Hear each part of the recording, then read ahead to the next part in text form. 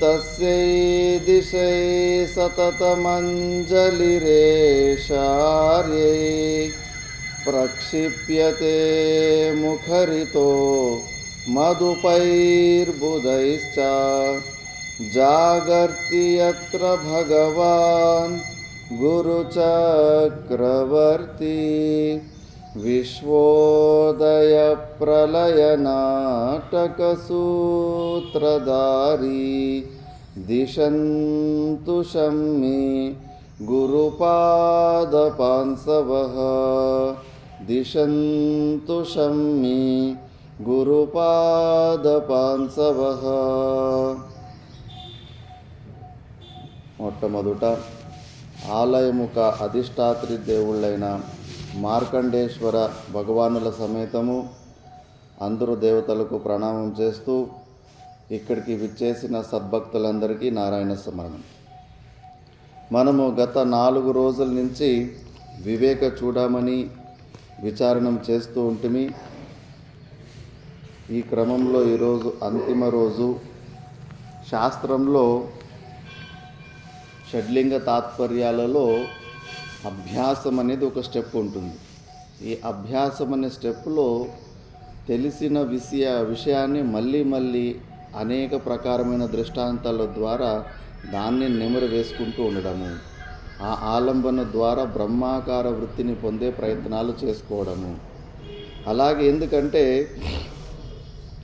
ఉత్తమ అధికారికైతే ఒక్కసారి చెప్తే అదో టక్కని పట్టేసుకొని తన స్వరూపంలోకి వెళ్ళిపోతారు. అధికార భేదం ఉంటుంది. నైష్కర్మ సిద్ధిలో 4 ప్రకారాల అధికారం గురించి శాస్త్రం చెబుతూ ఉంటుంది. అక్కడ దృష్టాంతాల ద్వారా తెలుపుతారు అందరి కెపాసిటీను ఒకేలాగా ఉండదు అని. ఫస్ట్ కేటగిరీ అధికారి వచ్చేసి అక్కడ దృష్టాంతంలో బ్రహ్మదేవునిది దృష్టాంతం ఇస్తారు. ఆ బ్రహ్మదేవుడు పూర్వజన్మలో ఉత్కృష్టమైన ఉపాసన చేసి ఈ సృష్టిలో ఈ కల్పంలో ఆ బ్రహ్మ పదవి హిరణ్య గర్భ పదవిని పొంది ఉంటాడు. ఆ శరీరం మొదటి శరీరము తనకు వ్యక్తమైనప్పుడు సడన్గా తను ఒక్కడే ఉన్నానని ఒంటరితనంలో ఎలాంటి భయం కలుగుతుందో, ఎక్కడన్నా అడవిలో చీకటిలో ఒక్కరే ఉన్నప్పుడు అలాంటి ఒక ప్రకారమైన భయం కలుగుతుంది ఆ మొదటి శరీరమైన బ్రహ్మదేవుడు కాసేపటికి. అప్పుడు తను మనలాగా గురువు దగ్గరికి పోయి శాస్త్రాలు చదివి ఇవన్నీ అభ్యాసాలేమీ చేసుకోలేదు. పూర్వజన్మలోనే ఉత్కృష్టమైన సాధన జరిగింది కాబట్టి ఆయనకు స్వయంగానే ఆ జ్ఞాన వృత్తులు స్మరణకు వచ్చేసి మళ్ళీ తన స్వరూపంలోనే నిలబడతాడు. వచ్చే కల్పానికి హనుమంతుడు ఆ హిరణ్య గర్భ పోస్ట్కి సెలెక్ట్ అయిపోయినాడని శాస్త్రాలు చెప్తున్నాయి. కాబట్టి అలాంటి మొదటి కేటగిరీ అధికారికి ఈ శాస్త్రము గురువులు ఇవన్నీ కూడా అవసరం ఉండదు. తానంతకు తాను వాళ్ళ పూర్వజన్మలో చేసిన ఆ సాధన వల్ల ఏదో కొద్దిగా అబ్స్టాకల్ ఉంది కాబట్టి వాళ్ళకు ఆ శరీరాలు వచ్చి ఉంటాయి. అలాంటి కేటగిరీకి చెందిన వాళ్ళు కూడా భూలోకంలో ఉంటారు. చిన్న వయసులోనే సిద్ధపురుషులు అయిపోయి ఉంటారు. అలాంటి వాళ్ళ జీవితాలు చూసి చాలామంది పులిని చూసి నక్క వాత పెట్టుకున్నట్టు ఎవరు అవసరం లేకుండానే స్వయంగానే పరమాత్మ సాక్షాత్కారం చేసుకోవచ్చని దుస్సాహసం చేస్తూ ఉంటారు. అంతటి ఉత్తమాధికారి అయితే అది నీకు స్వయంగా అవుతుంది, పూర్వజన్మలో అంతటి సాధన చేసి ఉంటే. అందుకే చాలామంది చిన్న వయసులోనే అలాంటి స్థితిని పొంది యోగులైపోయి ఉంటారు. మళ్ళీ 2వ కేటగిరీ వచ్చేసి అక్కడ ఒక బ్రహ్మ పిశాచి దృష్టాంతం చెప్తారు. పూర్వజన్మలో ఒక సద్బ్రాహ్మణుడు మంచిగా సాధన చేసుకొని శ్రవణమన నిధిధ్యాసనలన్నీ చేసుకున్నాడు. తెలుసో తెలియకో ఏదో ఒక పొరపాటు చేసేసి బ్రహ్మపిశాచి అయిపోయి ఉంటాడు. బ్రహ్మపిశాచి అయిపోయి ఆ బ్రహ్మపిశాచి శరీరంలో కూడా ఆ ఒక పాపము, ఒక ఫలము, ఆ భోగం పూర్తి అయిపోయిన తర్వాత ఒక చెట్టు మీద కూర్చో ఉంటే అదే చెట్టు కిందకి గురు శిష్యులు వస్తారు. శిష్యుడికి గురువు ఈ తత్వమసి ఉపదేశం గురించి కింద బోధ చేస్తూ ఉంటే పైన చెట్టు మీద కూర్చున్న ఆ బ్రహ్మ పిశాచి రూపంలో ఉన్న పిశాచి ఆ బోధ విని తను కూడా ఈ శరీరాలతోటి తాదాత్మ్యాన్ని తెంచుకొని స్వరూపంలోకి వెళ్ళిపోతాడు. కొద్దిగా కింద జరుగుతున్న ఉపదేశము కొద్దిగా సహాయం తీసుకున్నాడు. అతను కూడా మళ్ళీ ఎక్కడ గురువుల దగ్గరికి పోయి శ్రవణమన నిధిధ్యాసనాలు చాలా ఎక్కువ సమయం చేయలేదు. అలా రెండో కేటగిరీకి చెందిన అధికారులు కూడా భూలోకంలో ఉంటారు. జన్మ తీసుకున్న తర్వాత కొన్ని రోజులు సామాన్య వ్యక్తుల్లాగానే అటు ఇటు తిరిగి ఏదో ఉద్యోగాలు చేసుకుంటూ అటు ఇటు ఉంటారు.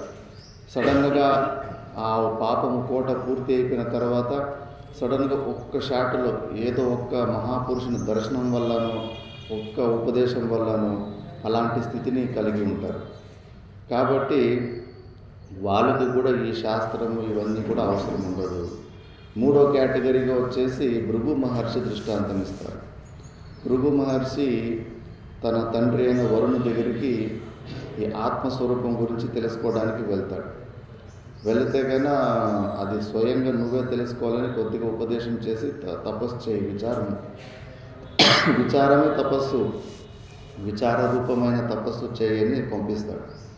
ఫస్ట్లో ఈ అన్నమయ కోశమే ఆత్మ అనుకొని వస్తాడు. నేతి తపస్వ, ఇంకా తపస్సు చేయబో, ఇంకా నువ్వు తెలుసుకోలేదని. మళ్ళీ కొన్ని రోజులు తపస్సు చేసి మళ్ళీ ప్రాణమయ కోశమే నేను అని వచ్చి చెప్తాడు, లేదు ఇంకా కాలేదని. అట్లా మనోమయ కోశము, విజ్ఞానమయ కోశము, ఆనందమయ కోశమే నేను అని చెప్పిన తర్వాత కూడా ఇంకా లేదు, ఆనందమయ కోశం కూడా నీ స్వరూపం కాదని చెప్పిన తర్వాత మళ్ళీ ఇంకా సాధనగా తపస్సుకు వెళ్ళి మళ్ళీ తిరిగి రాడు. అప్పుడు ఇంకా వరుణదేవుడే వీడు తిరిగి రాలేదంటే దగ్గరికి వచ్చి చూస్తే ఆ సమాధి స్థితిని పొంది ఉంటాడు. కాబట్టి భృగు ఈ కేటగిరీకి చెందిన వాళ్ళు కూడా భూలోకంలో ఉంటారు. కొద్దిగా గురువుల దగ్గరికి పోయి మరీ డీటెయిల్గా ఎక్కువ సంవత్సరాలు స్పెండ్ చేయరు. 1 నెల, 2 నెలలు, 6 నెలలు ఇలా తక్కువ సమయంలోనే కొద్దిగా పోయి డౌట్స్ క్లియర్ చేసుకొని అలాంటి స్థితిని పొందేస్తుంటారు. వాళ్ళకు కూడా ఇంత డీటెయిల్గా ఎక్కువ రోజులు శాస్త్రాలను అవసరం ఉండదు. 4వ కేటగిరీ అక్కడ దృష్టాంతంలో శ్వేతకేతుని ఇస్తారు. అది చాందోగ్యోపనిషత్తులో దృష్టాంతం వస్తుంది. శ్వేతకేతుని వాళ్ళ నాన్న గురుకులానికి పంపిస్తే గురుకులంలో బాగా టాపర్గా ఉంటాడు, మంచి తీక్ష్ణ బుద్ధి ఉంటుంది. ఇంకా అక్కడ కాన్వొకేషన్ సర్టిఫికేట్ అవన్నీ తీసుకొని ఇంటికి తిరిగి వచ్చేటప్పుడు శరీరంలో హావభావాలతోటి కేవలం అహంకారము, గర్వమే కనిపిస్తూ ఉంటుంది. తండ్రికి అర్థమైపోతుంది. విద్యా దదాతి వినయం, విద్య వస్తే వినయత్వం కనిపించాలి. అది హావభావాల్లో కూడా అది బాడీ లాంగ్వేజ్లో కూడా వ్యక్తం అవుతూ ఉండాలి. వీడికి అహంకారం వచ్చింది జ్ఞానంతో అని చెప్పేసిందును నా ఇంతటోడు ఇంకోటి లేడు అనే భావంలోనే ఉన్నాడు. అందుకే వాళ్ళ నాన్న ఒక ప్రశ్న అడుగుతాడు, ఏం నాయన నువ్వు ఇలాంటి వస్తువును తెలుసుకున్నావా? దేన్ని తెలుసుకున్న తర్వాత ప్రపంచంలో అన్ని వస్తువులు తెలుసుకోదగుతాయి, అలాంటి వస్తువుని తెలుసుకున్నావంటే ఆ ఒక్క ప్రశ్నతోటి వాడి గర్వం అంతా భంగం అయిపోతుంది. అయ్యో ఇలాంటిది కూడా ఉంటుందా, ఒక్కదాన్ని తెలుసుకుంటే మొత్తం తెలిసిపోతుందా? లేదు మా ఆచార్యులకి తెలియదు అనుకుంటాను, ఆయన నాకు చెప్పలేదని ఆచార్యులు వేసేస్తారు.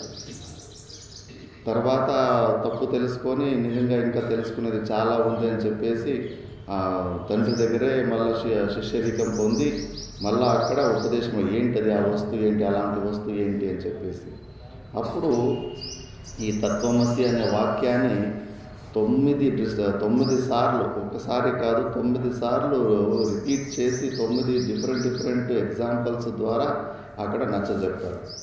ఒక్కసారి చెప్పచ్చుగా ఉండే కదా 9 సార్లు మళ్ళీ రిపిటేషన్ ఎందుకు అంటే మనం ఒక్కొక్కసారి పూర్వం అనేది పట్టుకోదు. ఒక చిన్న ఎగ్జాంపుల్, ఎందుకంటే అనాది కాలం నుంచి మనకు జీవభావం అభ్యాసమైంది కాబట్టి కొద్దిగా విన్న వెంబడే మన బుద్ధి ఆవరణ భంగం చేసుకోలేకపోతుంది. అప్పుడు వేరే మార్గం లేదు, మళ్ళీ రిపిటేషనే. అభ్యాసం అంటే ఇదే, మళ్ళీ రిపిటేషనే. తెలిసిందే కదా, ఏమి తెలిసిన విషయాన్ని మళ్ళా తెలుసుకోవడము ఏం ప్రయోజనం అని చెప్పేసి దీని మీద వైరాగ్యం పొందకూడదు. ఆ బ్రహ్మానుభవ పర్యంతం మన స్వరూపము నిలిచే వరకు శాస్త్ర ఆలంబాన్ని మనం వదలకూడదు. ఆసుప్తే ఆమృతే కాలం నయేద్ వేదాంత చింతయా దద్యాత్న అవసరం కించిత్ కామాదినా మన కపి. ఆసుప్తే, ఎప్పటి వరకు మనకు నిద్ర రాదు, ఎప్పటి వరకు మనకు మృత్యు రాదు, అప్పటి వరకు మనం ఒక్క క్షణం కూడా కామాది కంటే ఈ కామాది విషయాలకు అవకాశమే మనము ఇవ్వకూడదు. కంటిన్యూస్గా ఈ బ్రహ్మ విచారంలోనే ఉండాలి. మనము వేదాంత చింతనలోనే చేస్తుండాలి. ఏ పని చేసుకుంటున్నా మన బుర్ర మాత్రం దీని గురించి చింతన చేసుకుంటూ ఉండాలి. కొద్దిగా గ్యాప్ ఇచ్చి పెట్టేస్తే వాళ్ళ దయ్యాలు దూరినట్టు ఈ రాగద్వేషాలు కామాదులు ఎంట్రీ అయిపోతుంటాయి. కాబట్టి ఈ శాస్త్ర ఆలంబనని ఆ బ్రహ్మానుభూతి కలిగే వరకు మనం వదలకూడదని శాస్త్రం చెబుతుంది. అందుకే ఉపనిషత్తుల్లో కానీ ఏకదంతంలోనూ కానీ మళ్ళీ తెలిసిన విషయాన్ని డిఫరెంట్ ఎగ్జాంపుల్ రూపంలో రిపిటేషన్ జరుగుతూ ఉంటుంది. ఇప్పుడు వివేక చూడామణిలో కూడా ఇప్పుడు అలాంటిది నిధిధ్యాసనం కోసము కొన్ని శ్లోకాలు ఉన్నాయి. మొదటి శ్లోకము, మృత్కార్యం సకలం ఘటాది సతతం మృన్మాత్రమేవావితః తద్వత్సజ్జనితం సదాత్మకమిదం సన్మాత్రమేవాఖిలం యస్మాన్నాస్తి సతః పరం కిమపి తత్ సత్యం స ఆత్మా స్వయం తస్మాత్ తత్వమసి ప్రశాంతమమలం బ్రహ్మాద్వయం యత్పరం. మృత్కార్యం సకలం, మట్టి నుంచి చేసిన తయారైన ప్రతి ఒక్క పదార్థం, అది కుండ కావచ్చు, ప్లేట్ కావచ్చు, ఇటుక కావచ్చు, అవన్నీ కూడా కేవలం మట్టే ఉంది. నామరూపాలు కేవలము వ్యవహారం కోరుకు ఉండే కానీ నామము రూపము లాంటి కొత్త పదార్థం ఏమీ లేదు. తద్వత్ సజ్జనితం సదాత్మకమిదం. అందుకే ఈ ప్రపంచం కూడా అంతే. సత్ అంటే పరమాత్ముడి నుంచి ఉత్పన్నమైన ఈ సకల సృష్టిలో ప్రతి ఒక్క పదార్థము కూడా సదాత్మకం ఇదం సన్మాత్రమేవాఖిలం, ఆ పరమాత్మ స్వరూపమే అయింది. పరమాత్మ కన్నా భిన్నంగా ఏ ఒక్క వస్తువు కూడా లేదు. తాడు కింద పడింది, ఒక తాడు పైన 10-15 రకాల పాముల్లాగా చూసేటోళ్ళు ఊహించుకొని 10-15 రకాల పాములు లేవు. 10-15 రకాల పాముల్లాగా కనిపిస్తున్నప్పటికీ కూడా ఉన్నది ఒకటి పగ్గమే, తాడే ఉంది. ఒక్క తాడునే అన్ని వెరైటీలుగా చూసుకుంటున్నారు. ప్రపంచంలో ఉన్న ఇన్ని లక్షలాది వస్తువులు కూడా కేవలం పరమాత్మ అధిష్టానం మీదనే ఇవి భ్రాంతి రూపంలో ప్రతీతి కనిపిస్తుంది. కాబట్టి ఇవన్నీ కూడా పరమాత్మనికి భిన్నమని చెప్పలేము, అభిన్నమని చెప్పలేము. అందుకే దీన్ని మాయ అంటారు. సన్నాప్య సన్న ఉభయాత్మికానో, భిన్నాప్య భిన్న ఉభయాత్మికానో, సాంగాపనాంగ ఉభయాత్మికానో, అనిర్వచనీయ మహదద్భుత రూప అంటారు ఈ మాయ. దాని పరమాత్మకు భిన్నంగా ఉందని కూడా సత్ అని చెప్పలేము, అసత్ అని చెప్పలేము. ఈ ప్రపంచాన్ని సత్ అంటే త్రికాలాబాధ్యత్వం సత్తు. 3 కాలాలలో ఈ ప్రపంచం ఉందంటే లేదు. జాగ్రత్త అవస్థ నుంచి స్వప్నావస్థకు పోతే ఈ ప్రపంచం లేదు, అక్కడ వేరే ప్రపంచం. ఇంకా సుషుప్తి అవస్థలో ఏమీ లేదు. కాబట్టి దీన్ని సత్తు అంటే. కొన్ని అసత్ అందామా అంటే వంద్యాపుత్ర, కుందెలు, కొమ్ము లాంటిది, అవి కేవలం శబ్దాలు, కానీ అలాంటి వస్తువులు లేవు. అలా కంప్లీట్గా లేదనుకుంటే లేదు. ప్రతీతిత్వ కనిపిస్తూ ఉంది మనకు. కంప్లీట్గా అసత్తు కూడా కాదు. అందుకే దీన్ని సత్ అనలేము, అసత్ అనలేము. పోనీ పరమాత్మనికి అంగమా లేదా అనంగమా అంటే పరమాత్మని అంగమైతే పరమాత్మ ఆత్మతత్వంలో దోషాలు వస్తాయి, అంశాంశ భావం వచ్చేస్తుంది. మళ్ళీ అక్కడ త్రివిధ పరిచ్ఛేదము కలగదు. పోనీ లేదు అంగం కాదని ఒప్పుకుంటే కానీ మరి దీని అస్తిత్వం ఎట్లా? పరమాత్మ అధిష్టానం. అక్కడ తాడు లేకపోతే పాములు ఎలా కనిపిస్తాయి? కింద తాడు ఉంటేనే పాములు కనిపించడానికి ఆస్కారం ఉంటుంది. కాబట్టి అనంగమని కూడా చెప్పలేము. కాబట్టి ఇది మహా అద్భుతమైనది, అనిర్వచనీయ. దీన్ని ఇలాగే ఉంది అని స్పష్టంగా మనం చెప్పలేము. అందుకే దీన్ని మాయ అంటారు. కాబట్టి ప్రతి ఒక్క వస్తువు కూడా ఆ పరమాత్మని అధిష్టానంలోనే కనిపిస్తుంది. యస్మాన్ నాస్తి సతః పరం కిమపి తత్ సత్యం స ఆత్మ స్వయం. అందుకే పరమాత్మ సత్రూపమైన పరమాత్మ కన్నా భిన్నంగా ఏమీ లేదు. చాందోకోపనిషత్తులో తత్సత్యం స ఆత్మా స్వయం. ఆ పరమాత్ముడే ఈ ప్రపంచ రూపంలో మనకు కనిపిస్తున్నాడు. తస్మాత్ తత్వమసి ప్రశాంతమమలం బ్రహ్మాద్వయం యత్పరం. అలాంటి తత్వమసి రూప ఉపదేశాల ద్వారా ప్రశాంతమైన అమలమైన అద్వై రూపమైన బ్రహ్మని నువ్వు ఎప్పుడు స్మరిస్తూ ఉండు అని శిష్యునికి బోధ చేస్తాడు. మళ్ళీ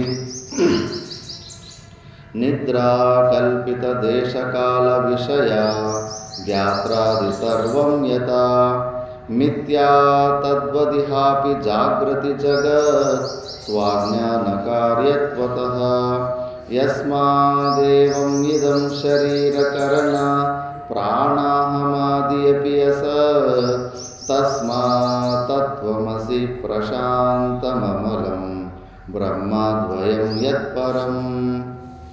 నిద్రాకల్పిత దేశకాల విషయ. రాత్రిపూట్ల మనం పడుకుంటాం. ఆ నిద్రా దోషంతో ఏదైతే కల్పితమై సకల ప్రపంచమంతా కనిపిస్తూ ఉంటుందో అది ఎలాగా మిథ్యానో, మిథ్యా తద్వదిహాపి జాగ్రత్త జగత్. ఈ జాగ్రత్త అవస్థ కూడా అంతే. స్వప్నంలో ఎంత రియాలిటీ ఉందో ఈ జాగ్రత్త అవస్థకు కూడా అంతే రియాలిటీ ఉంది. జాగ్రత్త జగత్ స్వ అజ్ఞాన కార్యతోత. మన స్వరూపముఖ అజ్ఞానము వల్ల ఈ కార్యం ఉత్పన్నమైంది. కాబట్టి స్వప్నావస్థకు జాగ్రత్త అవస్థకు ఏమీ తేడా లేదు.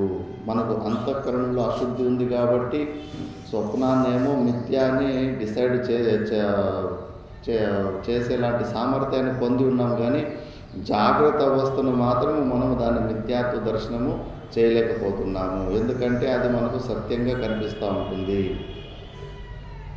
జనక మహారాజు ఉంటాడు. సామ్రాట్ చక్రవర్తి అయి ఉండి కూడా రాత్రిపూట్ల స్వప్నంలో యుద్ధాలు జరిగి రాజ్యాన్ని కోల్పోయి ఇంకా దేశాన్ని వదిలిపెట్టేసి పారిపోయి మారు వేషంలో అటు ఇటు తిరుగుతూ ఉంటాడు.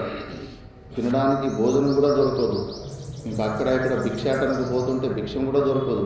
ఎక్కడో అన్నదానం చేస్తూ ఉంటే ఆ క్యూ లైన్లో నిలుచుకుంటే చేతిలో అది మట్టి విరిగిపోయిన మట్టి పాత్రలో భిక్షానం తీసుకొని తిందామని పోతే మళ్ళీ ఏదో ఒక జంతువు వచ్చేసి దాన్ని కూడా కింద పడేస్తుంది.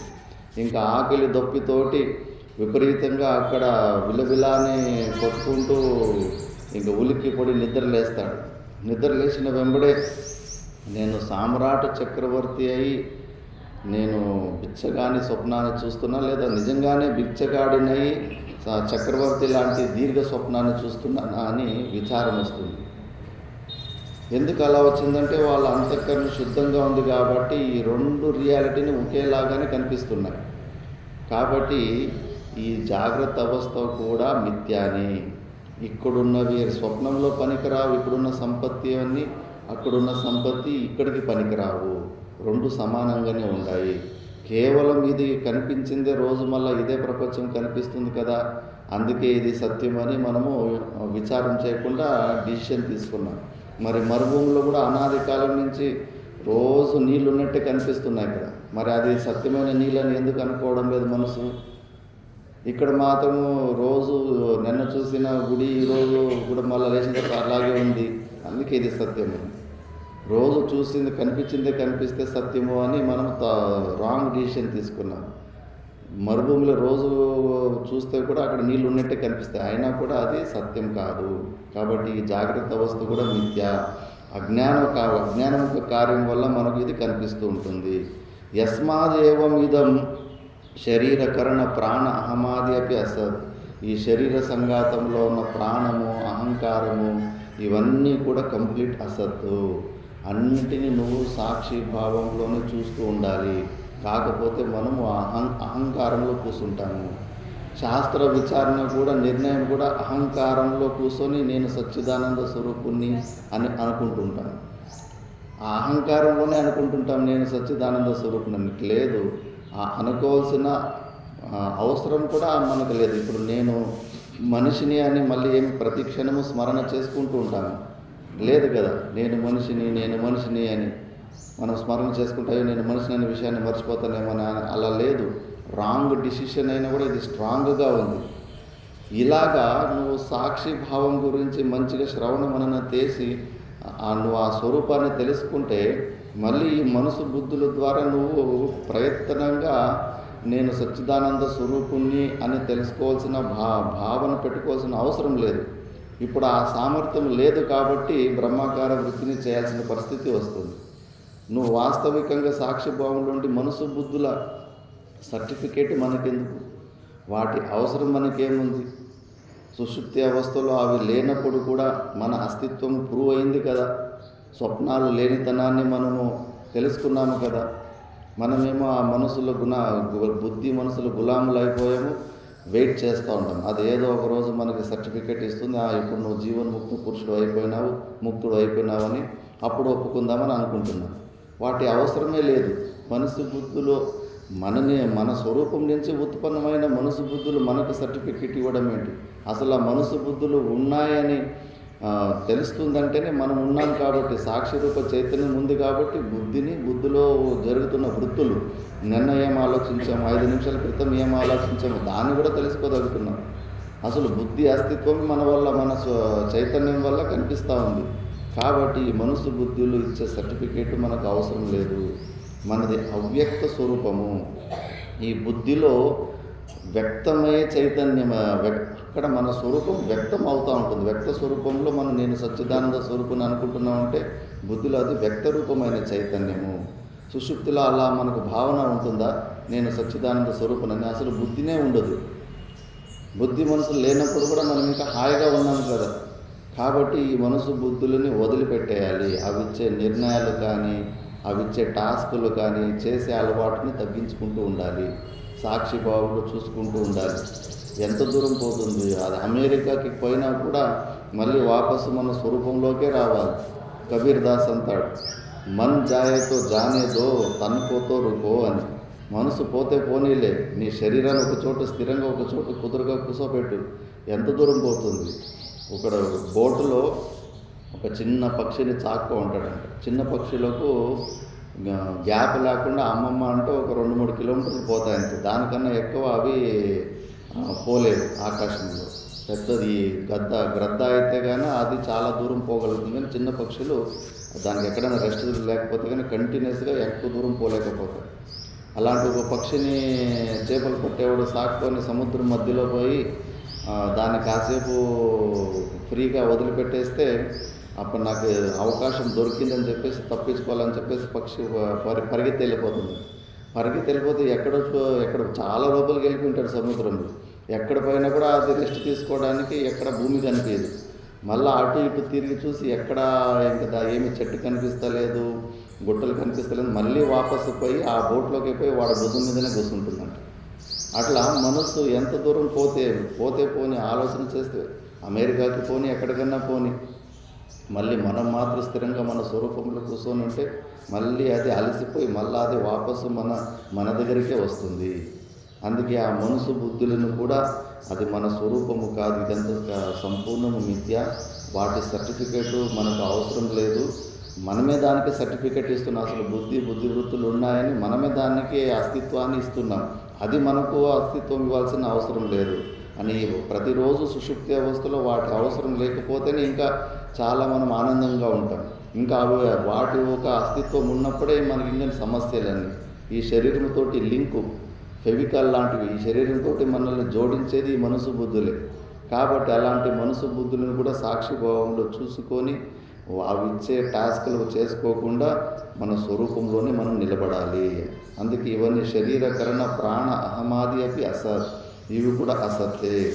తస్మాత్ అందుకే తత్వమసి అని ఏం ఉపదేశము ద్వారా నువ్వు బోధన పొందావో అలాంటి ప్రశాంతమైన అమలమైన అద్వయమైన బ్రహ్మస్వరూపము నువ్వని భావిస్తూ ఉండు అని గురువు శిష్యుకి ఉపదేశం చేస్తున్నాడు. ఇంకా ఎందుకంటే భావించుకోవడం వల్ల కూడా పవర్ ఉంటుంది.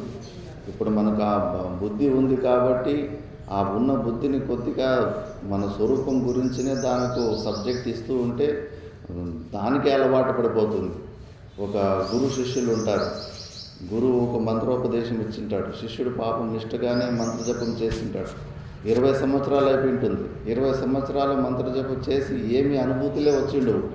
అందుకే తనకు విసుగు వచ్చేసి గురుగారు దగ్గరికి వచ్చి, గురుగారు నాలో ఏమీ మార్పులు రాలేదు, నా ఏమీ అనుభూతి కలగలేదు అంటే, సరేలే నాయన, నీకు ఈ మంత్రాన్ని వదిలిపెట్టి నీకు ఇంకో కొత్త మంత్రం ఇస్తాను, కాకపోతే ఒక్కరోజు మొత్తము నువ్వు ఏమి ఆ పాత మంత్రాన్ని జపం చేయకుండా ఉండాలి అంటే, సరేలే అని చెప్పేసి పోతాడు. ఒక 5 నిమిషాలకే మళ్ళీ తిరిగి వస్తాడు. ఏంటి నాయన మళ్ళీ అప్పుడే తిరిగి వచ్చావంటే, గురుగారు మీరు ఒక్కరోజు ఆ పాత మంత్రాన్ని మీరు జపం చేయొద్దని చెప్పారు, నేను 5 నిమిషాలు కూడా ఉండలేకపోతున్నాను. 20 సంవత్సరాల నుంచి దాన్ని ఎంత జపం చేశానంటే ఆటోమేటిక్గా ఆ జపం జరుగుతూ ఉంది నాకు అని. అప్పుడు గురుగారు అన్నారంట, నువ్వు ఇంతకుముందు ఏమన్నావురా, 20 సంవత్సరాల నుంచి అసలు ఏమీ జరగలేదన్నావు, మంత్రంతో మనసును కట్టేసావు కదా, మనసు దానికి అలవాటు పడిపోయింది కదా.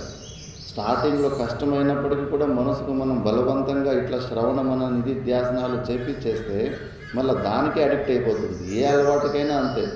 ఇది ఎక్కువ దేని గురించి మనం రిపీట్ చేపిస్తామో దాన్ని గట్టిగా పట్టుకుంటుంది.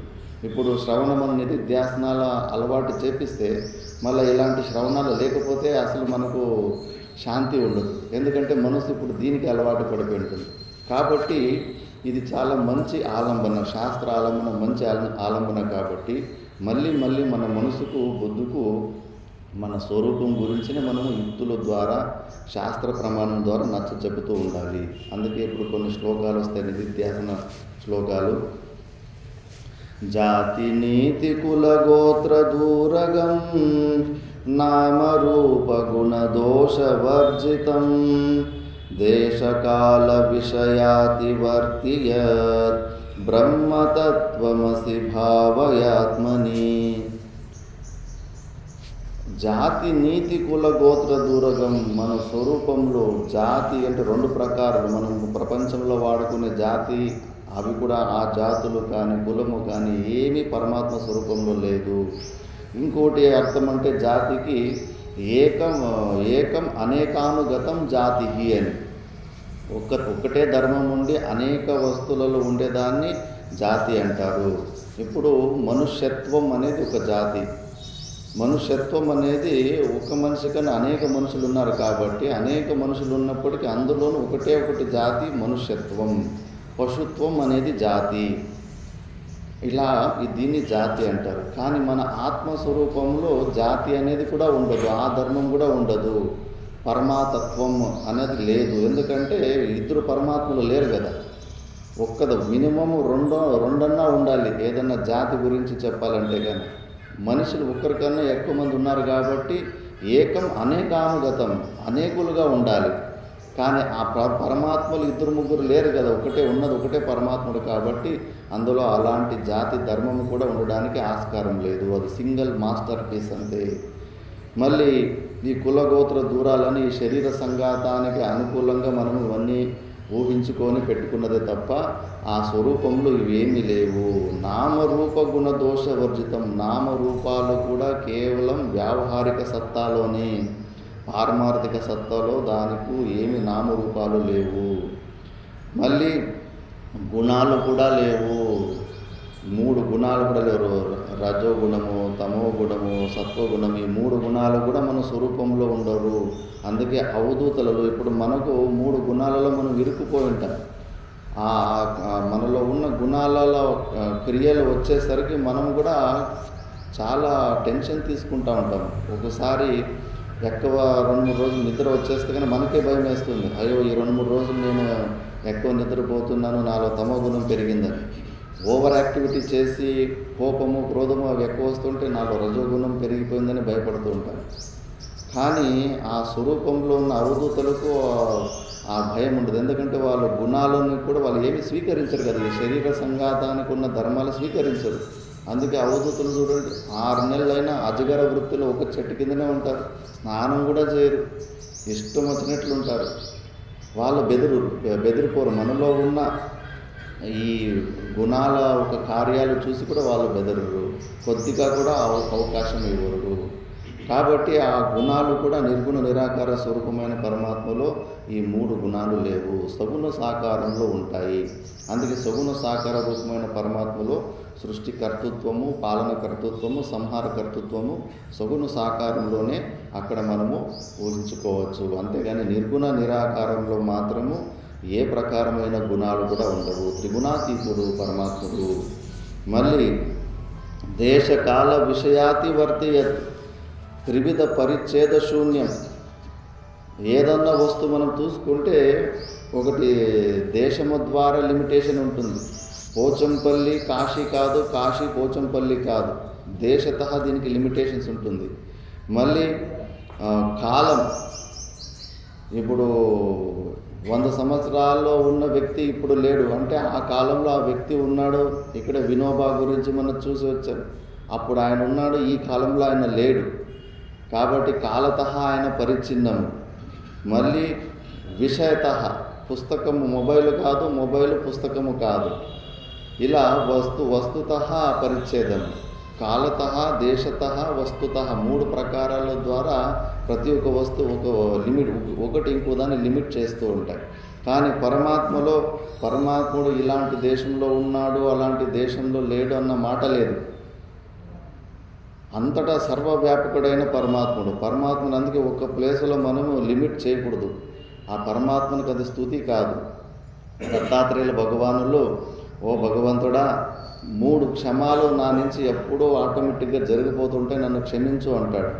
ఏంటంటే ఆయన పుణ్యక్షేత్రాలకి వెళ్తూ ఉంటాడు.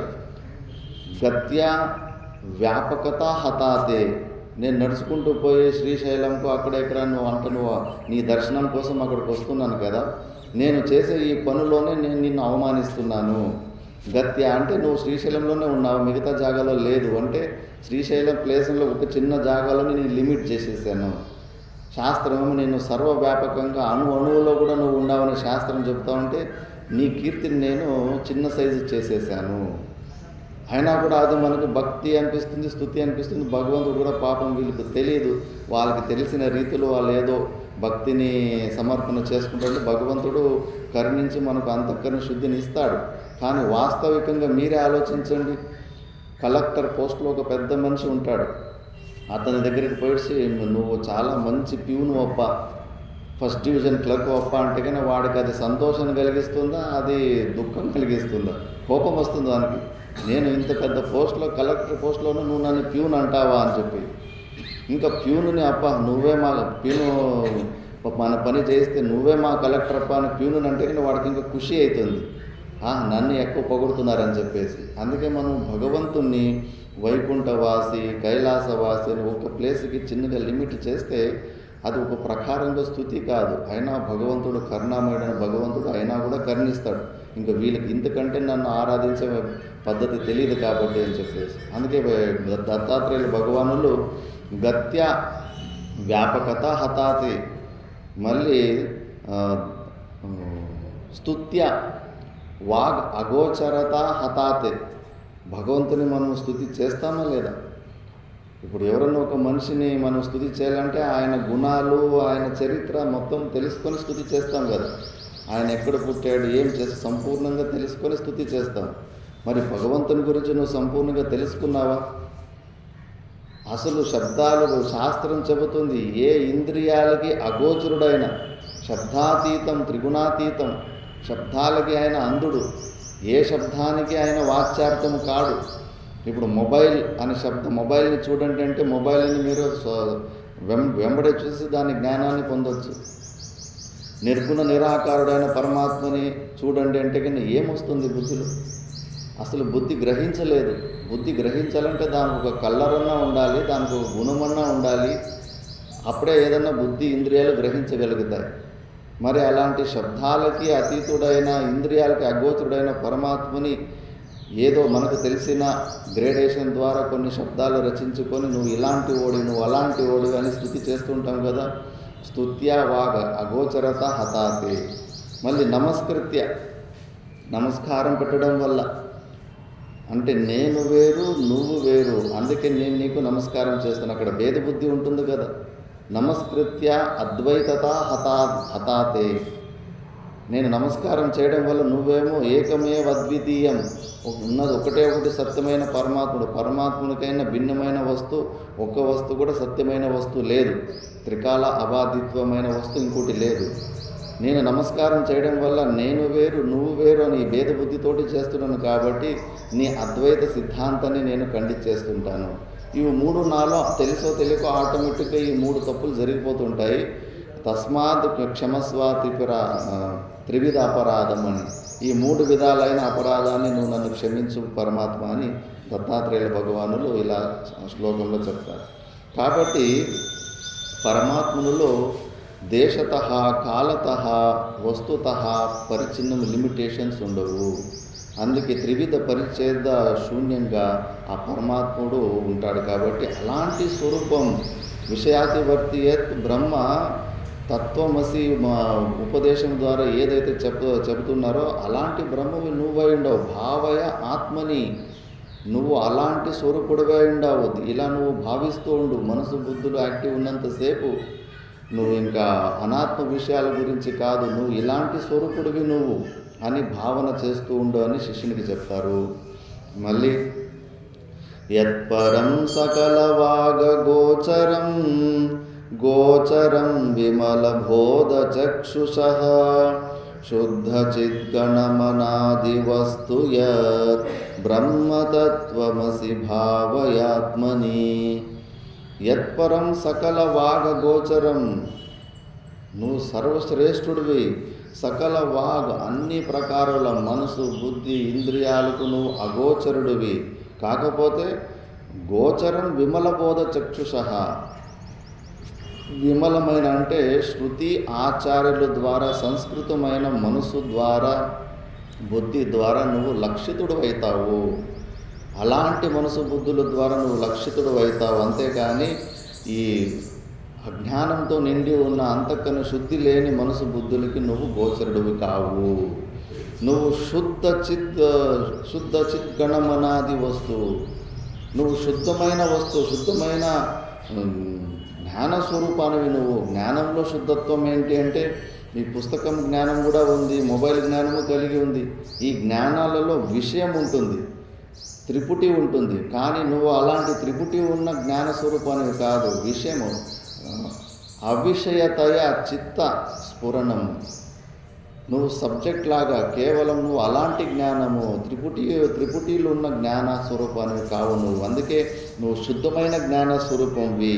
అలాంటి బ్రహ్మస్వరూపాన్ని నువ్వు అని భావిస్తూ ఉండు అని గురువు శిష్యునికి చెప్తా ఉన్నాడు. షడ్భిరూర్మిభిరయోగి భావితం నకరణైర్విభావితం బోధ్య వేద్యమనవద్య భూతియత్ బ్రహ్మతత్వమసి భావయాత్మని. షడ్భిరూర్మిలు 6 ప్రకారమైన ఊర్మిలు అంటారు. దీన్ని ఏంటి అంటే ఆకిలి దొప్పి, శోకము మోహము, ముప్పు సావు, వీటిని ఊర్మిలు అంటారు. 6 ప్రకారం. ఊర్మి అంటే తరంగాలు, వేవ్స్ అని. ఈ 6 ప్రకారాలైన ఊర్మిలకు నీలో లేవు. దానికి అతీతంగా అయోగి నువ్వు ఈ షడ్భావ వికారాలకు అతీతంగా ఉన్న స్వరూపాన్ని నువ్వు. ఈ శరీరంకు ఉన్న సమస్యలని నీ సమస్యలు అనుకోకు. ఒక అవధూత మా గురు పరంపరలో ఆయనకు థ్రోట్ క్యాన్సర్ వచ్చేసి ఇదంతా ఖాళీ అయిపోయి ఉంటుంది. ఒక భక్తురాలు వచ్చేసి, అయ్యో గురుగారు ఇదేంటి ఇంతంతా లోపల ఉన్న ఎముకలన్నీ కనిపిస్తున్నాయి, మీరు ఈ బాధని ఎలా భరిస్తున్నారు మీరు అంటే, నువ్వు ఎలా భరిస్తున్నావు నేను అలాగే భరిస్తున్నానమ్మా అని. అంటే ఆ భక్తురాలు వచ్చి ఏడుచుకొని ఆ గురువులకున్న బాధను పరోక్షంగానే చూస్తుంది కదా, తన బాధగా ఆమెకేం అనిపిస్తలేదు కదా. అంటే నువ్వు నీ శరీరానికి భిన్నంగా ఈ గాయాన్ని ఎలా చూస్తున్నావో, ఇతరులు గాయంలాగా చూసి కొద్దిగా సింపతి చూపిస్తున్నావో, నేను కూడా నా ఈ శరీరాన్ని ఇతరుల శరీరం లాగానే చూస్తున్నాను. అంటే నేను సాక్షి భావంలో ఉండి నువ్వు చూసినట్టే నేను దీన్ని చూస్తున్నాను అన్నాడు. అట్లా వాళ్ళు సాక్షి భావంలో ఉంటారు. కాబట్టి ఈ ఈ ఊర్మిలకు సంబంధం లేకుండా ఉంటారు. మళ్ళీ ఎలాంటి వాళ్ళకి ఈ జ్ఞాన స్వరూపం వస్తుందంటే యోగిహృద్ భావితం, సాధన చతుష్టయ సంపత్తులతోటి గురువుల ఉపదేశము ద్వారా శ్రవణ మన నిధిధ్యాసనాలు చేసుకొని ఆ జీవన్ముక్తి అవస్థను ఎవరైతే పొంది ఉంటారో అలాంటి యోగుల హృదయంలోనే ఈ పరమాత్ముడు నిలిచి ఉంటాడు. వాళ్ళే పరమాత్మని పూర్ణంగా తెలుసుకో ఉంటారు. రామ అనే శబ్దంలో కూడా వ్యాకరణంలో రము అనే ఒక ధాతు నుంచి, రము క్రీడాయం అనే ఒక ధాతు నుంచి ఉత్పన్నమవుతుంది. దాని అర్థం ఏంటంటే యస్మిన్ యోగినః రమంతే ఇది. యోగులు దేనిట్లో ఎప్పుడు చింతనలో ఉంటారు, ఏ చింతనలో ఉంటారో అంటే ఏ స్వరూపంలో ఉంటారో అతడే రాముడు అని, నిర్గుణ నిరాకార స్వరూపుడైన పరమాత్ముడు అని చెప్పేసి. అందుకే రాముడు పుట్టుక మీద కూడా ఈ రామ శబ్దము ప్రసిద్ధంగా ఉంది. సాక్షాత్ నిర్గుణ నిరాకార స్వరూపమైన పరమాత్ముడు అని చెప్పేసి. అందుకే ఆ మంత్రానికి చాలా పవర్ ఉంది. అది వైదిక మంత్రము, శ్రీరామ శబ్దం. కేవలం రామ రామ అనుకుంటూ ఉంటే కూడా సహస్రనామ తత్తుల్యం, ఒక విష్ణు సహస్రనామం చేసినంత పుణ్యం ఒకసారి శ్రీరామ అనుకుంటే అయిపోతుంది, అంత పవర్ఫుల్. అలా యోగి హృద్భావితం, యోగులకే అది పూర్ణంగా తెలుసుకోవడానికి ఇదవుతుంది. అంతేకాని కరణైర్ విభావితం, నా కరణైర్ విభావితం. అంతేకాని నువ్వు ఈ బాహ్య వస్తువులు తెలుసుకున్నంత ఈజీగా నువ్వు నీ మనసు ద్వారా, బుద్ధిల ద్వారా, కళ్ళతో, ఇంద్రియాల ద్వారా తెలుసుకున్నంత ఈజీ కాదు. నువ్వు ఈ ఇంద్రియాల ద్వారా నువ్వు తెలుసుకోలేవు. కేవలం నువ్వు ఆచరణ ద్వారా, శాస్త్రం ద్వారా ప్యూరిఫై అయిన ఒక మనసు బుద్ధి ద్వారానే నువ్వు తెలుసుకోగలుగుతావు. అలాంటి యోగి అయితేనే నీకు ఈ పరమాత్మ అర్థమవుతాడు, లేకపోతే నీకు అర్థం కాడు. బుద్ధి అవేద్యం, బుద్ధి ద్వారా వేద్యం కాదు, మనం తెలుసుకోవాలి. మనకి ఎప్పుడు అంతే, అందరూ పరమాత్మని దర్శనం చేసుకోవాలా, పొందాలని అనుకుంటారు. కానీ మరి ఎట్లా దర్శనం చేసుకోవాలంటే లేదా కళ్ళు ద్వారా చూడాలనుకుంటారు, లేదా బుద్ధి ద్వారా గ్రహించాలని చూస్తారు. ఆ అలవాటు, ఆ ఓరియంటేషన్నే వదిలిపెట్టుకోవాలి. బుద్ధికి అవేద్యుడు, బుద్ధి అవేద్యం, బుద్ధి అవేద్యం. అది మోక్షం అంటే కేవలం పరమాత్మని చూడడము, పరమాత్మని పక్కన నిలుచుకోవడం కాదు. అలాగైతే మహాభారత యుద్ధంలో కౌరవులు కూడా చూస్తూనే ఉంటారు కృష్ణ పరమాత్మని. వాళ్ళందరూ అలాగే మరి మోక్షాన్ని పొందొచ్చుగా ఉంటుంది కదా. చూడడము, పక్కలా నిలుచుకోవడము భగవంతుని ప్రాప్తి కాదు. పరమాత్మని అభిన్నంగా నిర్గుణ నిరాకార స్వరూపంగా తెలుసుకోవడమే నిజమైన పరమాత్మ ప్రాప్తి. కాబట్టి బుద్ధి అవేద్యం, అనవద్య భూతి యద్దు. మళ్ళీ ఆ పరమాత్మ స్వరూపాన్ని ఎప్పుడు వద్యుడు కాడంటే కానీ ఆయన లేనితనం అనేది ఎప్పుడు ఉండదు. సృష్టి ఉన్ని సృష్టి లేకపోయినా పరమాత్ముడు మాత్రము సదా నిత్య స్వరూపుడు, ఎప్పటికీ ఉంటాడు. అలాంటి బ్రహ్మస్వరూపము నువ్వు శిష్యుడా, నువ్వు దాన్ని అలా భావిస్తూ ఉండు. నీ ఇంక మనసు బుద్ధులకు సాక్షిభావంలో చూడు అంటే నువ్వు చూడలేకపోతున్నావు. కనీసం మరి ఆ మనసు బుద్ధులు యాక్టివ్గా ఉంటే కనీసం ఆ మనసు బుద్ధుల ద్వారా ఇలా భావించుకుంటూ ఉండు, నీ స్వరూపం ఇలా ఉంది అని. భావన వల్లనే అది ఏదో ఒక రోజు ఆ భ్రమర కీట న్యాయం లాగా భ్రమరం అని ఒక పురుగు ఉంటుంది, కీటము. ఆ కీటము నేల మీద నడిచే పురుగు, గ్రీన్ కలర్ పురుగును తీసుకొని వెళ్ళి ఆ మట్టి గూడులు చేసి మట్టి గూడు లోపల దాన్ని పెట్టుకుంటుంది. రోజు దానికి ఒకసారి కుచ్చి గుయ్యి అంటూ ఉంటుంది. ఆ కాళ్ళు 10-20 కాళ్ళు 10 కాళ్ళు ఉన్న ఆ పురుగు ఆ భ్రమరం భయానికి, ఆ భ్రమరం గురించి ధ్యానం చేస్తూ చేస్తూ చేస్తూ దీన్ని కూడా రెక్కలు వచ్చేస్తాయి. మళ్ళీ ఇది దాని పిల్లలాగా ఇది అయిపోతుంది. అంటే మనము దేని గురించి మనం ఎక్కువ చింతన చేస్తుంటామో ఆ గుణాలు కొద్ది కొద్దిగా మనలో వచ్చేస్తూ ఉంటాయి. రామకృష్ణ పరమహంసులు అద్భుతమైన స్థితిలో ఉన్నప్పుడు అన్ని మతాలలో కూడా కొద్దిగా అభ్యాసం చేస్తారు. హనుమంతుని ఉపాసకుడిగా ఉన్నప్పుడు హనుమంతుని గురించి ఎక్కువ చింతనలు చేసి హనుమంతుని లాగానే ముఖంలో ఆకృతులు కూడా చేంజ్ అయిపోతున్నాయి. వెనక తోకలాగా ఒక ఎమక పైకి లేసేసి ఉంటుంది, తోక మలవడానికి కూడా కొద్దిగా స్టార్ట్ అయిపోయి ఉంటుంది. అలాగే ఒకసారి సఖీ సాంప్రదాయం అని బృందావనంలో ఉంటుంది. పురుషుడైనా స్త్రీలైనా ఎవరైనా కానీ నేను గోపిక అని, కృష్ణ పరమాత్ముడే నా భర్త అనే భావంతో ఈ మనకున్న అహంకారాన్ని ఆ పరమాత్మలో లైన్ చేసుకుంటూ ఉంటారు, ఆ అభ్యాసం చేసుకుంటూ ఉంటారు. మగవాళ్ళు కూడా నేను స్త్రీ అనే భావంలోకి వెళ్ళిపోయి ఉంటారు. ఆ సఖీ భావం అభ్యాసం చేసినప్పుడు కూడా రామకృష్ణ పరమహంసలో శరీర అంగాలలో కూడా మార్పు వచ్చేసింది. స్తనాదిలన్నీ కూడా పెరగడం, ఇలాంటివన్నీ ఇంత మార్పు వచ్చేసింది. అంటే భావించుకోవడంలో మనం దేని గురించి ఉపాసన ఎక్కువ చింతనలు చేస్తూ ఉంటామో ఆ గుణాలు కొద్ది కొద్దిగా మనలో వచ్చేస్తుంటాయి. సంపూర్ణంగా రాకపోయినా చాలా వరకు వచ్చేస్తూ ఉంటాయి. అందుకే ఇక్కడ గురువు శిష్యుని నీ స్వరూపం ఇలా ఉంటుందని ఎప్పుడూ భావించుకుంటా ఉండు. లేకపోతే కొద్దిగా కూడా గ్యాప్ పెట్టేస్తే మళ్ళీ నేను పరిచ్ఛిన్నుని, నేను జీవుని అనే భావంలోకి వచ్చేస్తుంటావు. అనాత్మ అభ్యాసం ఎక్కువైపోతుంది. మళ్ళీ భ్రాంతి కల్పిత జగత్కలాశ్రయం స్వాశ్రయం చ సదసద్విలక్షణం నిష్కళం నిరుపమానరిద్ధిమత్ బ్రహ్మతత్వమసి భావయాత్మని. భ్రాంతి కల్పిత జగత్కళాశ్రయం, ఈ సకల ఏదైతే ఇంత అద్భుతమైన, విచిత్రమైన, ఆశ్చర్యమైన ఈ ప్రపంచం కనిపిస్తూ ఉందో అంతటి ప్రపంచానికి నువ్వే ఆశ్రయుడివి. మళ్ళా సద్ అసద్ విలక్షణం. ఇక్కడ సద్ అంటే కదా మూర్త విలక్షణం అని అనుకోవాలి. మూర్తం అంటే మన ఇంద్రియాలకి గోచరమైన పదార్థాలు. ఏది అంటే అగ్ని, పృథివీ, నీరు. ఈ 3 పంచభూతాలు మనకు ఇంద్రియాలకు గోచరమవుతాయి. అమూర్తం అంటే కన ఆకాశము, వాయువు. ఇవి మన ఇంద్రియాలకి గోచరం కావు. అనుమానం ద్వారా వీటి జ్ఞానం అవుతుంది. ఖాళీ జాగా గురించి అనుమానం నుంచి జ్ఞానం అవుతుంది. మళ్ళీ గాలి కూడా అంతే. త్వగీంద్రియంకి వల్ల అక్కడ చెట్లు కొమ్మలు ఆడుతూ ఉంటే అక్కడ వాయువు ఉందని జ్ఞానం అవుతుంది. కళ్ళు ద్వారా గాలి జ్ఞానం కాదు.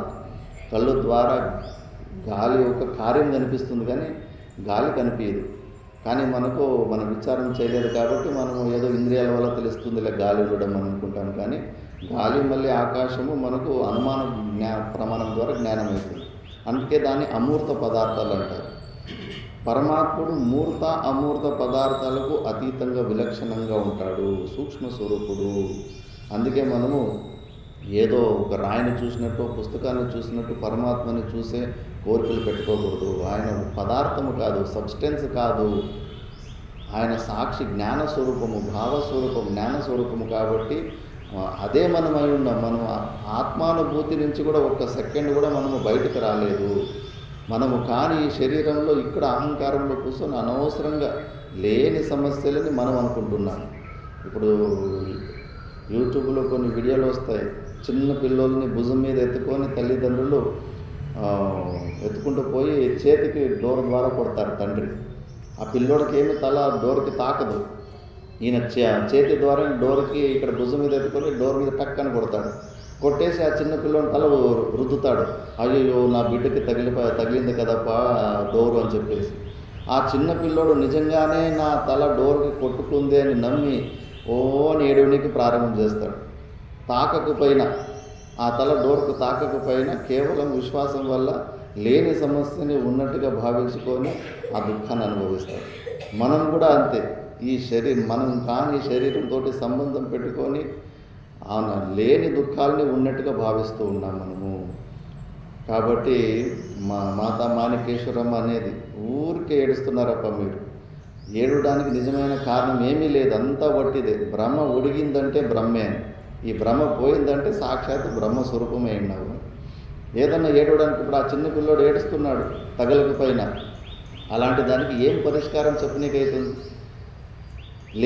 లేని సమస్యలను ఉన్నట్టుగా భావించుకునే వాడికి మనం ఏమి పరిష్కారం చెప్పలేకపోతాం. కాబట్టి ఈ జ్ఞానాన్ని మనం పొందాలి. ఈ శరీరానికి సంబంధించిన సమస్యలు మనవి కాదు. కొద్ది రోజులు అలవాటు చేసుకోవాలి. నొప్పి అవుతున్నా కూడా నొప్పి అవ్వడం లేదు అని. మేము కూడా చాలా ప్రయత్నాలు చేసి ఒకసారి విపరీతమైన తలనొప్పి వస్తాము. ఇప్పుడు ట్యాబ్లెట్లు వేసుకోవడం ఏంటి? ఈ నొప్పి అయినప్పుడే దాని సాక్షిభావంలో చూడాలి. శాస్త్రం చెబుతా ఉంది ఈ శరీరానికి సంబంధించిన నొప్పి మంది కాదని. మరి నేను ఒప్పుకోను. ఆ నొప్పి అవుతున్నా కూడా, అనుభూతిలోకి వస్తున్నా కూడా నేను ఒప్పుకోను అని చెప్పేసి కొద్దిగా అలాంటి సమయంలోనే ప్రయత్నం చేస్తే నిజంగానే ఆ సాక్షిభావంలోకి వెళ్ళడానికి ఆస్కారం ఉంటుంది. ఒక్కరోజు ఒక గట్టి ప్రయత్నం చేసుకోవాలి. ఇప్పుడు రాకెట్లు కింది నుంచి ఇడిచిపెట్టినప్పుడు ఒకే స్పీడ్లో పోతుంటాయి. కానీ మన గురుత్వ ఆకర్షణను దాటి బయటికి వెళ్ళేటప్పుడు ఎక్కువ ఎనర్జీ, ఎక్కువ ఫ్యూయల్లో ఖర్చు అయిపోతుంది అక్కడ. గ్యాసోలిన్ ఎక్కువ ఖర్చు అయిపోతుందంట. అంటే ఆ గురుత్వాకర్షణ దాటడానికి ఆ, ఎక్కువ ఎనర్జీ అవసరం ఉంటుంది. మనం కూడా అంతే. ఇప్పుడు వింటున్న శాస్త్రాన్ని వింటున్నది ఈ శరీరానికి అతీతంగా ఉన్న మన స్వరూపంలో నిలబడాలంటే కొద్దిగా ధైర్యం చేయాలి. మహాయోగిని మాతా మాణికేశ్వరి అనేది ఈ శరీరం ఉంటే ఉండని పోతే పోని అని తెగించి సాధనలోకి దిగాలంట. ఇక్కడ కూడా వివేకించడంలో వస్తుంది, శరీర పోషణార్థి సన్నని. ఈ శరీరాన్ని నువ్వు పోషించుకొని రక్షించుకునే ప్రయత్నాల్లో ఉంటే కనుక ఈ శరీరంలో ఉన్న తాదాత్మ్యాన్ని మనము తెలుసుకోలేము. తెగింపు రావాలి. తెగింపు రావాలంటే దృఢమైన నిశ్చయం ఉండాలి. ఒక యోగి నిర్వికల్ప సమాధి స్థితిలో 10 సంవత్సరాలు 15 సంవత్సరాలు కూర్చుంటాడు. ఆ మొదటి రోజు కూర్చున్న రోజు మనకు కూర్చుంటే 45 నిమిషాలు అయిన తర్వాత కాళ్ళలో ఏ నొప్పులు వస్తాయో ఆ నొప్పులు అతనికి వచ్చి ఉంటాయి. మనకు ఎలాగ ఆకలి దొప్పిల సమస్యలు ఉంటాయో ఆ ఆకలి దొప్పి సమస్యలు అతను కూడా వచ్చింటాయి. కానీ అతనికి దృఢ నిశ్చయం ఉంది, ఈ శరీరం నేను కాను, ఇది జైలు, దీంట్లో నేను ఒక్క క్షణం నేను ఉండదలుచుకోలేను. ఈ శరీరం ఉంటే ఉండని పోతే పోని. శాస్త్రం చెప్తుంది, గురువులు చెప్తున్నారు, నాకు అశనాపిపాశరహితము, నాకు ఆకలి దప్పులు లేవు, షడ్భావ వికారాలు లేవు, నేను ఈ శరీరాన్ని కాను, ఈ శరీరము అడిగే ఏ విషయాలు నేను ఇంక ఇవ్వను, నాకు ఈ శరీరంతో ప్రయోజనం లేదు, ఈ ప్రపంచంలో ఉన్న మిథ్యా వస్తువులతోటి నాకు ఏ ప్రయోజనం సిద్ధించదు, నేను ఆనంద స్వరూపాన్ని జ్ఞాన స్వరూపాన్ని ఎంత కష్టమైనా కూడా ఇంకా నేను ఏ కాల్స్ ఆన్సర్ చేయను అని తెగించి కూర్చుంటాడు. అంత తెగింపు రావాలంటే కన్నా నీ శ్రవణ మన నిధిధ్యాసనాలు కరెక్ట్గా జరిగి ఉంటే ఆ తెగింపు వస్తుంది. లేదంటే ఇది థియరీ జ్ఞానంగానే ఉంటుంది, దీన్ని ప్రాక్టికల్గా మనము ఆచరణలోకి తీసుకురాకపోతాము. కాబట్టి ఇలా భావన చేసుకుంటూ ఉంటే ఒకరోజు ఆ ధైర్యము ఆ తెగింపు వస్తుంది. మళ్ళా నువ్వు నిష్కలం, నీకు ఏ అవయవాలు లేవు, నువ్వు నిరవయవ స్వరూపానివి, నువ్వు విజాతీయ సజాతీయ స్వగత భేదరహితత్వమైన స్వరూపం నువ్వు. విజాతీయ భేదం అంటే ఇప్పుడు పశుత్వం అనేది ఒక జాతి, మనుష్యత్వం అనేది ఒక జాతి. ఇది విజాతీయ భేదం. ఇది ఆ జాతి వేరు, ఈ జాతి వేరు. కాబట్టి ఆ పశుత్వం అనే ఒక ధర్మం ద్వారా మనము పశువులు వేరు అయిపోయాం, డిఫరెన్షియేటర్. మళ్ళీ సజాతీయ భేదం ఉంటుంది. మనుష్యత్వంలోనే బ్రాహ్మణత్వం, క్షత్రియత్వం, వైశ్యత్వం, శూద్రత్వం. మనుషుల్లోనే ఈ సజాతీయ భేదం ఉంటుంది. ఒకే జాతిలోనే ఈ మళ్ళా ఫర్దర్ క్లాసిఫికేషన్ ఉంటుంది. మళ్ళీ స్వగత భేదం అంటే మన ఒక్క శరీరంలోనే చెయ్యి కాలు కాదు, కాలు చెయ్యి కాదు, కన్ను ముక్కు కాదు, ముక్కు కన్ను కాదు. ఈ స్వగత భేదం. ఆ పరమాత్ముల్లో ఈ 3 ప్రకారాలు భేదాలు ఉండవు. సజాతి విజాతీయం అన్నది ఆయన లేనిది వస్తువు లేనే లేదు. ఆయన అధిష్టానం లేకపోతే అసలు ఏ వస్తువు కనిపిన ప్రతీతి కూడా ఉండదు. అన్నిటికీ అధిష్టానం ఆ పరమాత్ముడే. ఆ తాడు ఉంటేనే తాడు మీద రకరకాల పాములు మనం ఊహించుకోవడానికి ఆస్కారం ఉంటుంది. తాడే లేకపోతే ఏ పాము కూడా అక్కడ కనిపించదు. కాబట్టి ఈ 3 ప్రకారాల భేదాలు కూడా పరమాత్మలో ఉండవు. స్వగత భేదం కూడా ఉండదు. ఎందుకంటే ఆయనకు అవయవాలే లేవు, పార్టులే లేవు, పార్ట్లెస్. ఆయన వ్యాపకమైన వస్తువుకి పార్ట్స్ ఉండవు. కాబట్టి ఆయన అలాంటి మన స్వరూపం అలాంటిది. నిరుపమానం, ఉపమానాలు కూడా ఎగ్జాంపుల్ కూడా మనం ఇవ్వలేము ఇలా ఉంటుంది అని. అమ్మమ్మ అంటే దగ్గరగా ఉన్న ఎగ్జాంపుల్ అంటే ఆకాశ కల్పహ అని. ఆకాశాన్ని కొద్దిగా నీరెస్ట్ ఎగ్జాంపుల్గా ఉంటుంది, అది వ్యాపక స్వరూపం కాబట్టి.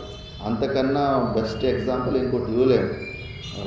రావణ యుద్ధ కీదృశ. రాముడు చేసుకున్న యుద్ధం ఎలా ఉంటుందంటే రావణ యుద్ధం లాగానే ఉంటుంది. ఇంకా అలాంటి యుద్ధము ఇంకెక్కడ జరగలేదు. కంపేర్ చేద్దామంటే కోట్ల మంది భయంకరంగా యుద్ధం చేసుకున్నారు. ఇప్పటి వరకు చరిత్రలో కానీ పురాణాల్లో కానీ అంతటి గొప్ప యుద్ధం ఎప్పుడూ జరగనే లేదు. కాబట్టి దానికి ఎగ్జాంపుల్ మనం ఉపమానాలు ఎక్కడ ఇవ్వలేము. కాబట్టి నిరుపమానం, ఉపమానాలు కూడా ఇవ్వలేము. రిద్ధిమత్ అంటే పరమాత్ముడు సంపూర్ణ ఐశ్వర్యంతో ఉన్నాడు. మనకేమో మనం పరిచిన్నులము, నా దగ్గర ఇది లేదు అది లేదు, నేను ఇన్కంప్లీట్ అని అనిపిస్తూ ఉంటుంది. కంప్లీట్ కావడానికి అది కావాలా ఇది కావాలని పూర్ణత్వం కోసము విపరీతమైన ప్రయత్నాలు చేస్తూ ఉంటాను. కానీ అది శాస్త్రం చెప్తుంది, యు ఆర్ కంప్లీట్. పూర్ణమదః పూర్ణమిదం పూర్ణాత్ పూర్ణముదచ్యతే పూర్ణస్య పూర్ణమేవావశిష్యతే. నువ్వు ఆ పూర్ణ స్వరూపం, యు ఆర్ కంప్లీట్. నీకు ఏమీ అవసరం లేదు. ఈ మిథ్యా ప్రపంచంలో నీ కాంట్రిబ్యూషన్కి ఏది పనికొచ్చేది ఒక వస్తువు లేదు. దీన్ని వదిలిపెట్టే ఈ శరీరంతో నీకు అవసరం లేదు. మనం ఆలోచిస్తున్న మనసు బుద్ధుల అవసరం మనకు లేదు.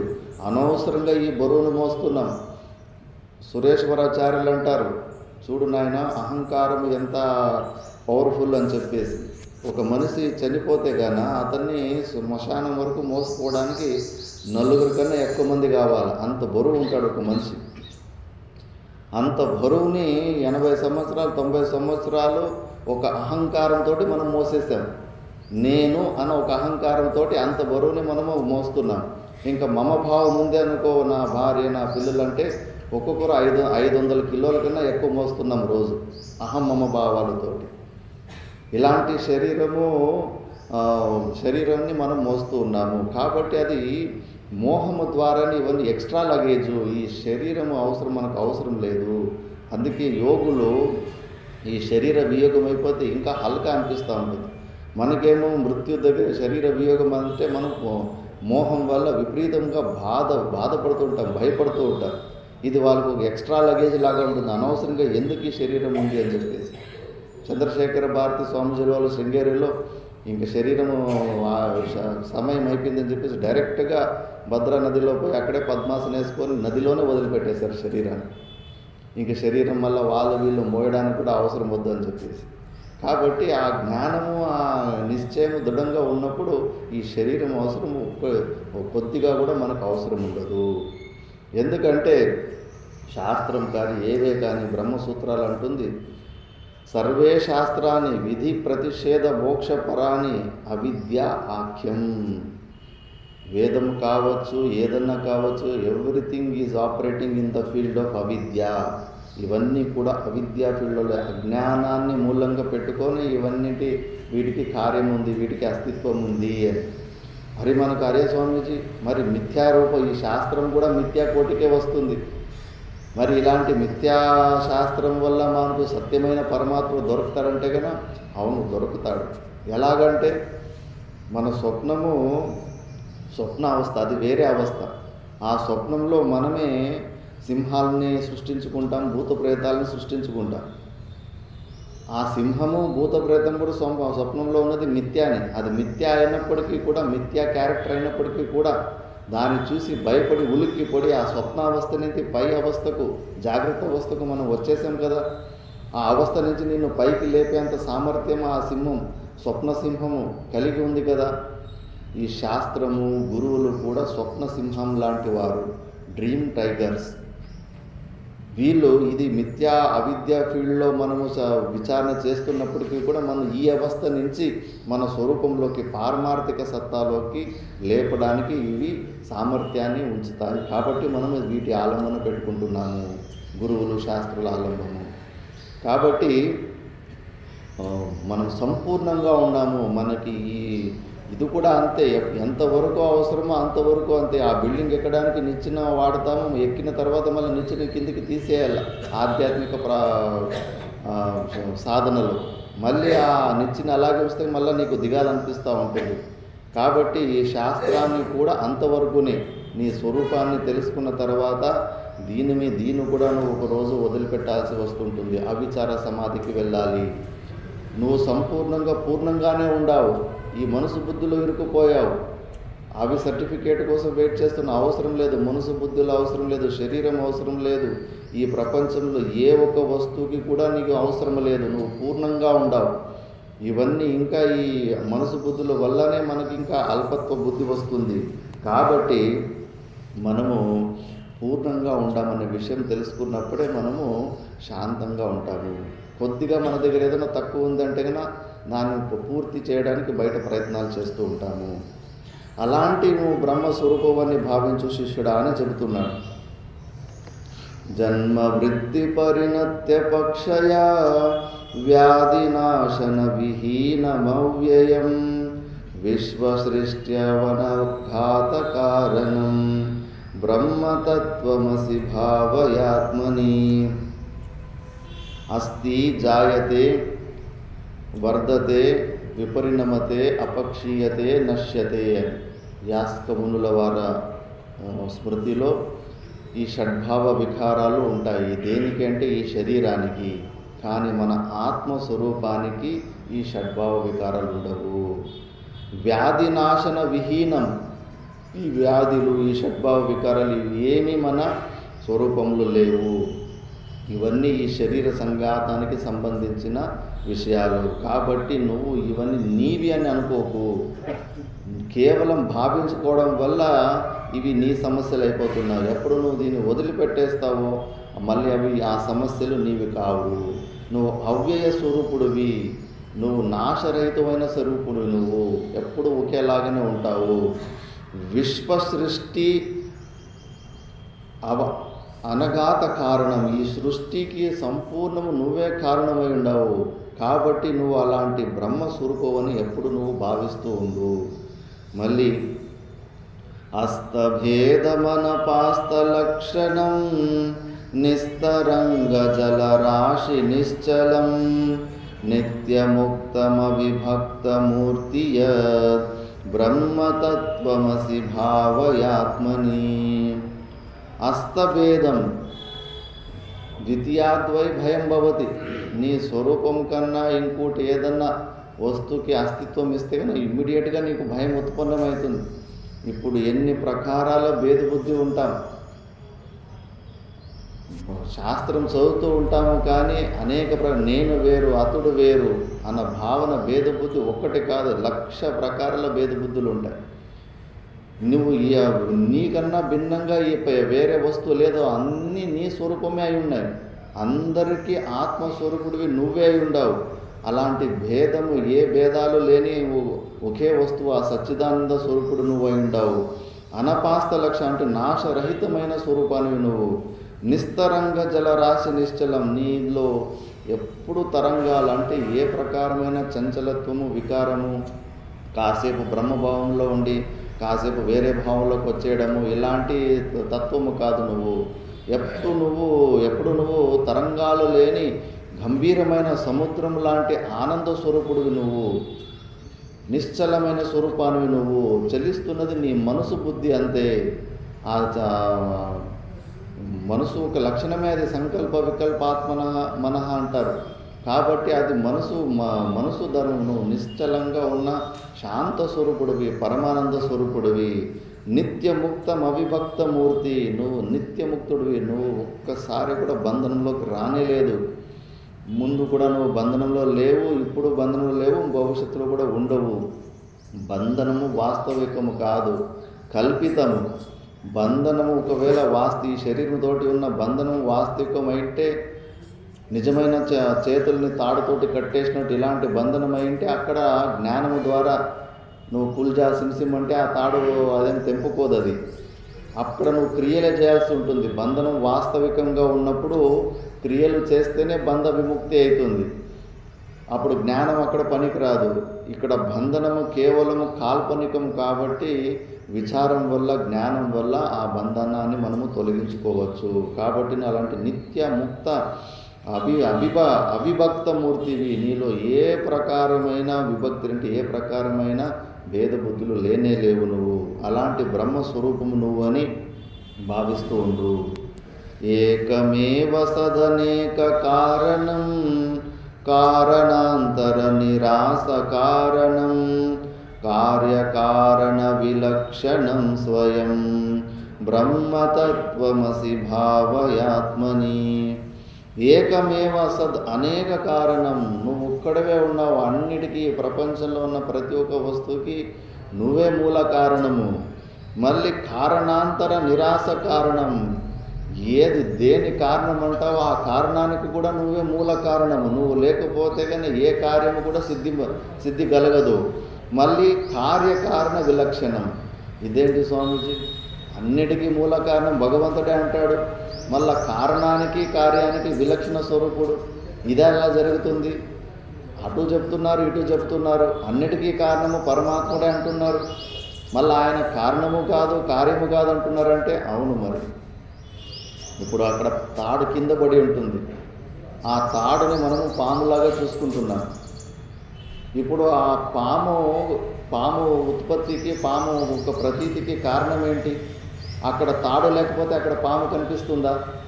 కింద తాడు ఉంటేనే దానికి ఉన్న పోలికలు కొన్ని దీంట్లో ఉన్నాయి కాబట్టి వంకర టింకరతనము, కొద్దిగా కలరు, ఈ పాముకు అస్తిత్వం ఉంటుంది.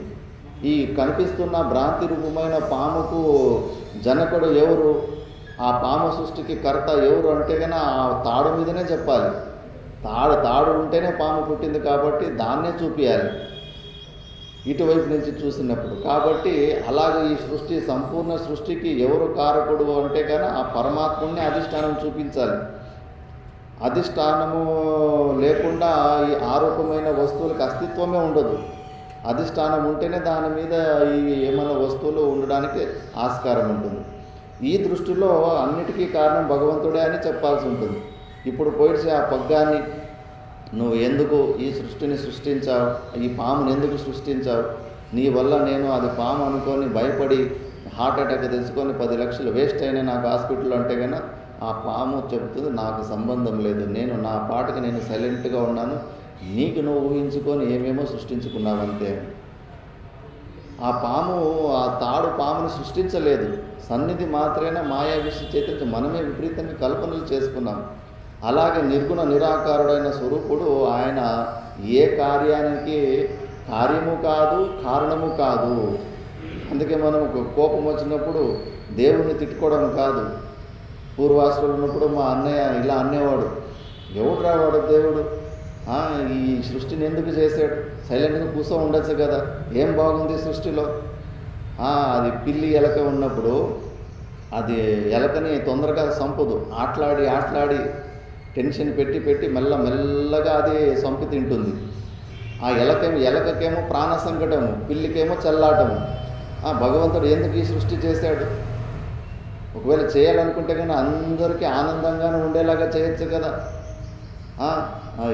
అని చెప్పేసి భగవంతుడి మీద ఆరోపణ వస్తుంది, ఎందుకు చేశాడు ఈ సృష్టి అని. ఇప్పుడు మనం నిర్గుణ నిరాకార స్వరూపుడైన భగవంతుని దగ్గర పోతే కన్నా ఎందుకు నువ్వు ఈ సృష్టిని చేసావంటే, సారీ బాస్, నాకు సంబంధమే లేదు, అసలు నాకు ఏ సృష్టిలు కనిపిస్తలేదు, నా పాటకి నేను నా స్వరూపంలోనే నేను సైలెంట్గా ఉన్నాను, నీకు నువ్వు మాయా విశిష్ట చైతన్యం నుంచి ఊహించుకొని కల్పించుకొని సృష్టిని చూసుకుంటున్నావు, అసలు ఈ సృష్టి ఉంది అని నువ్వు నిరూపించు. 18 గంటల కంటే నువ్వు చూస్తున్న శుద్ధి స్వప్నంలో పోతేనే కనిపిస్తలేదు, స్వప్నంలో మళ్ళీ వేరే లోకం, వేరే సృష్టి ఉంది. ఇంకా సుషుప్తి అవస్థలోకి పోతే కానీ అసలు ఏమీ కనిపిస్తలేదు. మరి ఎడారిలో ఉన్న నీళ్ళను ఉదయం ఒక 7-8 గంటల సేపు కనిపించినా కూడా అదేమో అబద్ధమని అంటున్నావు, దానికన్నా ఇంకో 2-3 గంటల సేపు ఎక్కువ కనిపిస్తూ ఉంది అంతే మిగతా ప్రపంచం అంతా. దీని మాత్రం సత్యం అని ఎందుకంటావు? దానికి ఆది ఉంది, అంతం ఉంది. నువ్వు చూస్తున్న సృష్టికి కూడా ప్రతిరోజు స్వప్నావస్థకు వెళ్ళిన వెంబడే దానికి అంతమైపోతుంది, మళ్ళీ లేచిన తర్వాత దానికి ఆది ఉంటుంది. ఆది అంతం ఉన్నది మధ్యలో కాసేపు ఉన్నంత మాత్రాన దాన్ని సత్యం అంటున్నావా? అసలు సత్యం ప్రపంచం ఉందని నాకు నిరూపించు, తర్వాత మనం మాట్లాడుకుందాం. ఊరికి నా మీద గొడవకు వస్తే ఎట్లా అని నిర్గుణ నిరాకార పరమాత్ముడు అంటాడు. ఆ స్వరూపము మనదే. మనం మన స్వరూపంలో ఉండకుండా బయటికి వచ్చేసి ఇవన్నీ కపోల కల్పనాల ద్వారా ఆ రేష్మ పులుగు తన గూడును తనే చుట్టుకొని సేఫ్టీ అనుకొని గూడు చుట్టుకుంటుంది. దాని నుంచి బయటకు వచ్చే లోపల దాన్ని తీసుకొని వేడి నీళ్ళు వేసేసి దాన్ని చంపేసి రేష్మ చీరలు చేసుకుంటారు. అలా మనం ఇరుక్కుంటున్నాము. ఇదంతా కూడా వాస్తవం కాదు, ఇది మాయ అని ప్రతి ఒక్క మహాయోగులు కూడా, జ్ఞాని పురుషులు మాయా అన్న శబ్దాన్ని వాడుతున్నారంటే కన్నా లేనిది ఉన్నట్టుగా భావిస్తున్నాం. మనము చాలా దృఢంగా భావిస్తూ ఉన్నాము. ఈ అలవాటు ఎక్కువైపోయింది. వాస్తవికంగా ఈ ప్రపంచంలో నువ్వు ఒక పరమాత్ముడు తప్పితే వేరే సత్యమైన వస్తువు లేనే లేదు. అందుకే ఈ భగవంతుడు మన కర్మలకు, మన దుఃఖాలకి మనమే కారణము, కానీ ఎప్పుడు పరమాత్మని మనము దూషించకూడదు. ఇప్పుడు పరమాత్మ నిర్గుణ నిరాకార స్వరూపుడైన పరమాత్మ ఆయన కారణము కాదు, కార్యము కాదు, కార్యకారణ విలక్షణం. అలాంటి బ్రహ్మస్వరూపాన్ని నువ్వు ఇలా తత్వమసి మహామంత్రము ద్వారా ఏదైతే చెప్పబడిందో అలాంటి బ్రహ్మస్వరూపము నువ్వు అని ఎప్పుడు భావిస్తూ ఉండు అని ఇలా చెప్తారు. మిగతాది మనము నెక్స్ట్ సాయంత్రం క్లాస్లో మనం విచారణ చేద్దాం. ఓం పూర్ణమద పూర్ణమిదం పూర్ణాత్ పూర్ణముదచ్యతే పూర్ణస్య పూర్ణమాదాయ పూర్ణమేవావశిష్యతే. ఓం శాంతి శాంతి శాంతి.